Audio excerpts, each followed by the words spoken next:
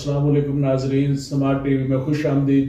शुरू अल्लाह के नाम से जो हदायत की तरफ बुलाने वाला है। नाजरीन, मुल्क की इक्तिसादी हालत इंतहाई अबतर है।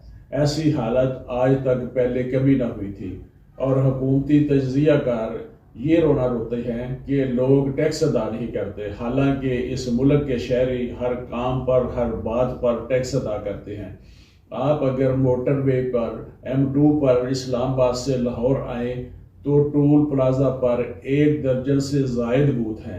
हर बूथ में एक मुहतात अंदाजे के मुताबिक 1 मिनट में 6 गाड़ियां गुजरती हैं और यही बूथ 1 घंटे में 360 गाड़ियों की गुजरगाह है। इस तरह 12 अदद बूथ से 4320 गाड़ियां 1 घंटे में गुजरती हैं और 24 घंटे में 1,03,680 गाड़ियां गुजरती हैं। इस्लामाबाद से लाहौर तक एक गाड़ी का टैक्स तकरीबन 1,000 रुपये बनता है। इस हिसाब से 24 घंटों में ये प्लाजा तकरीबन 10.5 करोड़ रुपए रोज़ाना जनरेट करता है। इसी तरह मुल्क भर के मोटरवेज पे और हाईवेज पे इन टूल प्लाजों की तादाद गिन लें और फिर इनको करोड़ों से ज़रब दे लें तो सिर्फ टैक्स की मद में रोज़ाना के हिसाब से अरबों रुपए इस मद में खजाने में जमा होते हैं। आप जिस गाड़ी में सफ़र कर रहे हैं इसमें पेट्रोल की मद में कम से कम 1 लीटर पर 50 रुपए टैक्स होता है जो आप पे करते हैं। आप हिसाब करें, रोज़ाना लाखों गैलन के हिसाब से जो पेट्रोल डीजल कंज्यूम हो रहा है इसका टैक्स भी रोज़ाना अरबों रुपए में बनता है और हुकूमत के खजाने में जाता है। आप जिस गाड़ी में सफ़र कर रहे हैं इसको जब खरीदा जाता है तो जितनी कीमत गाड़ी की होती है इतना ही सेल्स टैक्स हुकूमत हमसे वसूल करती है। आप जिस गाड़ी को अपने पास रखते हैं इस पे सालाना एक्साइज ड्यूटी भी अरबों में जमा होती है। आपकी बिजली का बिल अगर 10,000 रुपये है तो उसमें असल बिजली की कीमत 3,000 रुपये है और 7,000 रुपये दीगर हुकूमती टैक्सेस हैं जो माहाना हर कंज्यूमर अदा करता है और अरबों के हिसाब से हुकूमत के खजाने में जमा होते हैं। इस तरह गैस के बिल पर भी इसी शरह से टैक्स वसूल किया जाता है और खजाने में जमा होता है। आप मेडिकल स्टोर से 300 रुपये की दवाई खरीदते हैं तो एक मुहतात अंदाजे के मुताबिक इस पर तकरीबन 40 से 50 रुपये सेल्स टैक्स लगता है जो कि हुकूमती खजाने में जाता है।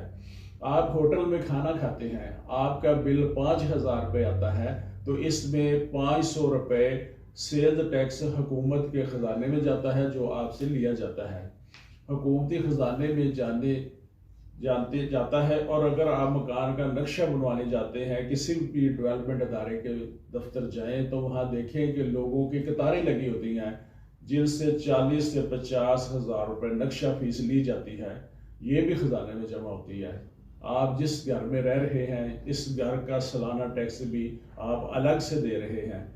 आप घर के लिए खुराक ग्रासरी वगैरह खरीदते हैं, इस पे भी आप टैक्स देते हैं। सिगरेट की डिबिया पर भी खरीदने पे आप टैक्स देते हैं। आप पढ़ रहे हैं, अपने लिए किताबें लेते हैं, स्टेशनरी लेते हैं, इस पे भी आप सेल्स टैक्स अदा करते हैं। आप किसी सियाहती टूर पे जाते हैं तो कई जगहों पे नाके लगे होते हैं जो TMA के नाम पर आपसे टैक्स लेते हैं। आप अगर किसी पार्क में बच्चों के साथ तफरीह के लिए जाते हैं तो वहाँ भी टिकट के नाम पे आपसे टैक्स लिया जाता है। आप बैंक में अपने पैसे जमा कराते हैं या निकलवाते हैं, इस पर भी आप टैक्स देते हैं। हत्ता कि आपकी पैदाइश पर्ची बनाने पर भी आपसे टैक्स लिया जाता है।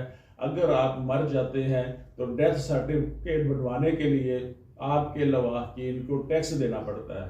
इसके अलावा हुकूमत के पास ऐसे बेशुमार असासे हैं जिन्हें बेच कर अरबों रुपए हुकूमत के खजाने में जाते हैं। जैसा कि पिछले दिनों CD ने एक प्लाट इस्लामाबाद ब्लू एरिया में फरोख्त किया और ये चंद कनाल का प्लाट 8 अरब रुपए में फरोख्त हुआ। ये ना पहला प्लाट था ना आखिरी। आप कोई प्रॉपर्टी खरीदते हैं तो 1% स्टैंप ड्यूटी, 1% जायदाद मुंतकिली फीस और 7% एडवांस इनकम टैक्स अदा करते हैं। जिससे आपने प्रॉपर्टी खरीदी है वो हुकूमत को 4% गेन टैक्स अदा करता है। اگر چھوٹے سے چھوٹا مکان جو 2.25 مرلے کا ہے اس پہ بھی رجسٹری کا خرچہ تقریباً 1 لاکھ روپے آتا ہے، اور 4.5 مرلے کے مکان پہ 2 سے 2.5 لاکھ روپے خرچہ آتا ہے جو کہ حکومت کے خزانے میں جاتا ہے۔ اس طرح اس کی مد میں بھی اربوں روپے روزانہ حکومت کے کھاتے میں جمع ہوتے ہیں۔